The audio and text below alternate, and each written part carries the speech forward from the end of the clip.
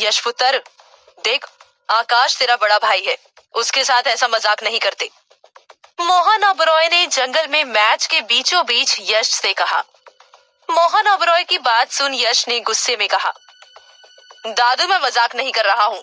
पहले जब मुझे रिया भाभी ने बताया तो मुझे भी यकीन नहीं हुआ, लेकिन कल जब मैंने आकाश भैया को अपनी आंखों से अपने पैरों पर चलते हुए देखा तब जाकर मुझे यकीन हुआ। ये सुनते ही मोहन ओबरॉय ने आकाश से कहा, आकाश, क्या यश सच कह रहा है? आकाश अभी भी जमीन पर पड़ा हुआ था। उसने मासूमियत से मोहन ओबरॉय से कहा, दादू, भला मैं क्यों जानबूझकर डिसेबल बनकर घूमूंगा?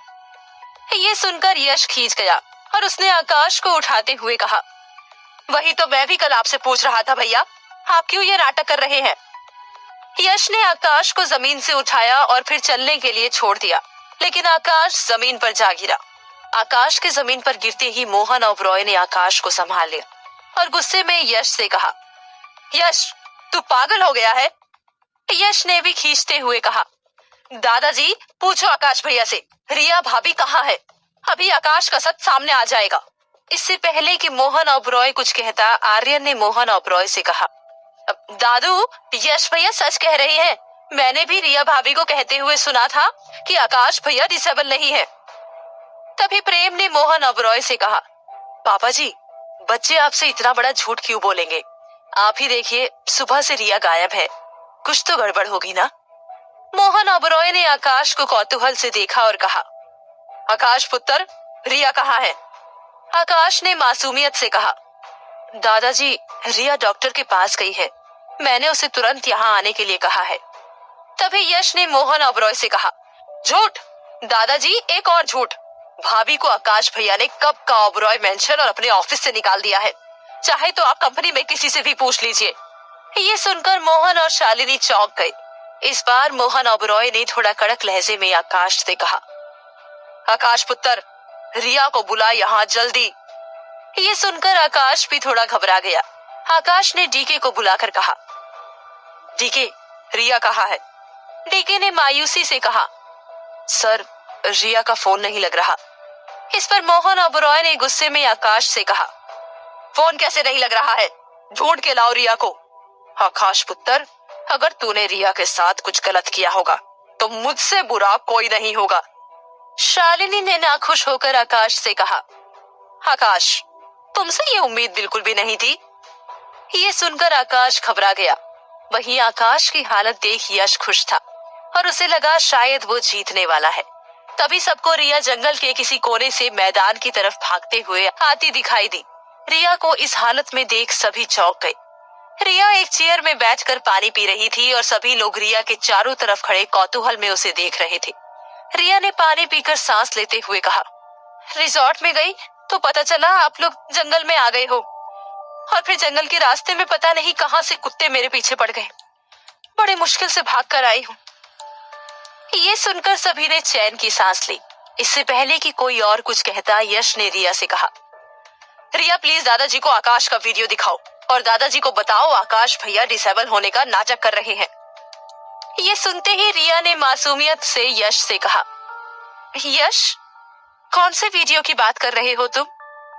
ये सुनते ही यश चौंक गया और उसने रिया से फोन छीनते हुए कहा, रिया, कल जो आकाश भैया का सीढ़ियों पर चलने का वीडियो तुमने रिकॉर्ड किया था वही वीडियो। रिया ने अनजान बनते हुए यश से कहा, लगता है यश, तुम्हें कोई गलतफहमी हुई है, जरूर तुमने कोई सपना देखा होगा। ये सुनते ही यश गुस्से में आग बबूला हो गया। उसने रिया का फोन खंगालने की कोशिश की, लेकिन उससे फोन ही अनलॉक नहीं हुआ। और फिर उसने रिया का गला पकड़ते हुए कहा, झूठ क्यों बोल रही हो? बोलो कहाँ छिपाया है वीडियो? वीडियो दिखाओ दादाजी को। तभी मोहन ओबरॉय ने बैट से यश की पीठ पर जोर से मारा और यश जमीन पर गिर गया। मोहन ओबरॉय ने गुस्से में यश से कहा, दिन में ही नशा करके आया है क्या? कभी कह रहा है आकाश डिसेबल है, कभी कह रहा है आकाश ने रिया को घर से निकाल दिया है, सुबह से कुछ भी बोले जा रहा है। तभी प्रेम और अंकिता यश को बचाने के लिए आगे आ गए। मोहन ओबरॉय ने प्रेम को भी मारना शुरू कर दिया और कहा, सब तेरी गलती है, कितनी बार बोला तुझे कि अपने बच्चों पर ध्यान दे, बिगाड़ कर रखा है दोनों बेटों को। प्रेम ने गिड़गिड़ाते हुए मोहन ओबरॉय से कहा, पापा जी माफ कर दो, मैं समझा दूंगा यश को कि नशा मत किया करे। मोहन ओबरॉय ने गुस्से में यश को बैट से मारते हुए कहा, चल निकल यहाँ से, अगली बार जब ठीक हालत में हो तभी फैमिली गेट टुगेदर में आना। हाँ। मोहन ओबरॉय यश को बैट से मारते हुए ग्राउंड से बाहर लेकर गया, लेकिन तभी रिया ने मोहन ओबरॉय से कहा, दादाजी प्लीज रुक जाइए, यश को मत मारिए, यश सही कह रहे हैं, मिस्टर ओबरॉय ने मुझे ओबरॉय मैंशन से और अपने ऑफिस से निकाल दिया है। ये सुनते ही मोहन ओबरॉय रुक गया और उसने रिया से चौंकते हुए कहा, रिया बेटा तुम क्या कह रही हो? मोहन ओबरॉय ने देखा रिया चेयर में बैठी रो रही थी। मोहन ओबरॉय रिया के पास जाकर उसे चुप कराने लगा। कुछ देर बाद रिया ने शांत होकर मोहन ओबरॉय से कहा, दादाजी मुझे समझ ही नहीं आता कि मिस्टर ओबरॉय है कौन। कभी सबके सामने अच्छे बन जाते हैं और कभी अकेले में मुझ पर अपना गुस्सा निकाल देते हैं। अगर यश नहीं होते तो मेरे पास इस वक्त कोई जॉब नहीं होती और मुझे नहीं पता बिना जॉब के मैं कहाँ जाती। मोहन ओबरॉय चेयर से उठा और बैट ले जाकर आकाश के पास गुस्से में आया। अगर इस वक्त आकाश ठीक ठाक सिचुएशन में होता तो मोहन ओबरॉय उसे भी बैट से मारता। मोहन ओबरॉय ने गुस्से में आकाश से कहा, आकाश तुझसे ये उम्मीद नहीं थी, अभी माफी मांग रिया से। आकाश ने अपना सर झुकाया हुआ था, मानो वो वाकई में रिया से माफी मांगना चाहता हो। आकाश ने दबी हुई जुबान में रिया से कहा, रिया मुझे माफ कर दो प्लीज। रिया ने आकाश से अपना मुंह फेर लिया। आकाश ने मोहन ओबरॉय से कहा, दादाजी मुझसे गलती हो गई, मैंने बेवजह ही रिया पर शक किया। मैंने उसे मनाने की कोशिश भी की, लेकिन रिया मुझे माफ करने को तैयार नहीं है। रिया ने मोहन ओबरॉय से कहा, दादाजी जब तक मुझे अंदर से नहीं लगता कि मैंने आकाश को माफ कर दिया है तब तक मैं ओबरॉय मैंशन वापस नहीं जाऊंगी। मोहन ओबरॉय ने रिया के सर पर हाथ फेरते हुए कहा, रिया पुत्र मुझे अपनी शर्तों पर जीने वाले लोग बहुत पसंद है। अब जब तुम्हारी मर्जी हो तभी ओबरॉय मैंशन वापस जाना। रिया ने मोहन ओबरॉय से कहा, दादाजी आप प्लीज यश को भी माफ कर दीजिए, लगता है उसे कुछ गलतफहमी हुई है। मोहन ओबरॉय ने मुस्कुराते हुए रिया को देखा और फिर यश से कहा, यश पुत्र चला जा, बैटिंग कर ले। यश को समझ ही नहीं आया कि आखिर रिया ने आकाश को बचाने के लिए क्यों झूठ बोला और उसे बचाने के लिए सच क्यों बोला। आर्यन बॉलिंग कर रहा था और डीके बैटिंग। डीके ने एक जोर का शॉट मारा और बॉल जंगल के अंदर चली गई। रिया जंगल में बॉल के पीछे भागी। रिया को जंगल में जाता देख यश भी रिया के पीछे पीछे चला गया। रिया जंगल में बॉल ढूंढ रही थी कि यश ने पीछे से आकर रिया की गर्दन दबा दी और उसे पेड़ के पीछे लेकर गया। यश ने गुस्से में रिया से कहा, बोल क्यों झूठ बोला तूने, फोन से वीडियो कहाँ गया। रिया ने अपनी गर्दन छुड़ाते हुए यश से कहा, यश प्लीज मेरा यकीन करो, वो वीडियो आकाश ने मेरे फोन से डिलीट कर दिया। ये सुनकर यश एक पल के लिए चौंक गया और उसने फिर से रिया की गर्दन दबाते हुए रिया से कहा, रिया झूठ मत बोलो, बोलो वो वीडियो कहाँ है। रिया ने अपनी गर्दन की पकड़ ढीली करते हुए कहा, यश मेरी बात का यकीन करो, वीडियो देखकर मेरे मन में लालच आ गया था।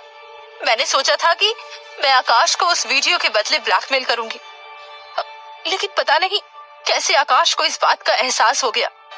उसने मेरे फोन से वीडियो डिलीट कर दिया और मुझे मेरे ही अपार्टमेंट में बंद करके मेरा अपार्टमेंट बाहर से लॉक कर दिया ताकि मैं आज फैमिली गेट टुगेदर में उसे एक्सपोज ना कर सकूं।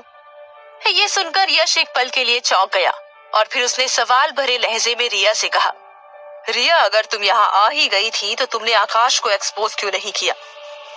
यश की बात सुनकर रिया ने यश से कहा, यश आकाश ने मुझे धमकी दी थी कि अगर मैंने उसके डिसेबिलिटी के झूठ के बारे में किसी को भी बताया तो वो मुझे बर्बाद करके रख देगा, और बिना सबूत के मैं दादाजी को कैसे यकीन दिलाती कि आकाश डिसेबल नहीं है।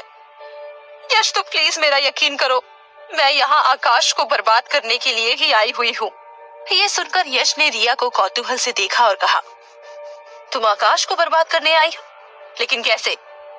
रिया ने यश से कहा, यश अब मैं आकाश के घर में घुसकर और उसके करीब रहकर उसको बर्बाद करूंगी। तभी डीके जंगल में आ गया और डीके को देखते ही यश ने बॉल पकड़ते हुए कहा, भाभी चलो बॉल मिल गई है, वापस ग्राउंड पर चलते हैं। शाम को मोहन ओबरॉय ने बोटिंग का प्लान बनाया हुआ था। बोटिंग शुरू होने से पहले ओबरॉय फैमिली के सभी मेंबर रिजॉर्ट के लॉन में बैठे हुए थे और रिजॉर्ट का स्टाफ सभी को इवनिंग स्नैक्स सर्व कर रहा था। लॉन के कोने में बैठी आर्यन ने कॉफी की चुस्की लेते हुए यश से कहा, भैया, क्या आपको यकीन है रिया सच बोल रही है? असली लेमन टी पीते हुए यश ने आर्यन से कहा, लगता तो ऐसा ही है आर्यन। अगर रिया को मुझे धोखा देना होता तो वो मेरा बचाव कभी भी नहीं करती। आर्यन ने परेशान होकर यश से कहा, भैया, रिया अगर दादाजी के सामने बोल देती कि आकाश डिसेबल नहीं है तो दादाजी उसकी बातों का यकीन कर लेते।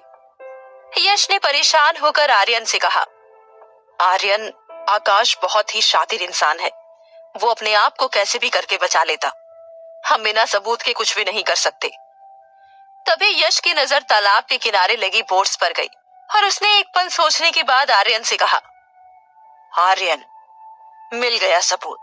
आज हम दादाजी के सामने ही आकाश को एक्सपोज करेंगे। आर्यन ने कौतूहल से यश से कहा, भैया, दादाजी के सामने ही एक्सपोज करेंगे? लेकिन कैसे? और फिर यश ने उठकर एक लंबी अंगड़ाई ली और वो बोट्स की तरफ बढ़ गया। आर्यन को समझ नहीं आया कि आखिर यश क्या करने वाला था। आखिर क्या प्लान था यश का? क्या रिया आकाश से बदला लेने के मकसद से वापस आई थी? जानने के लिए सुनते रहिए बंदरी।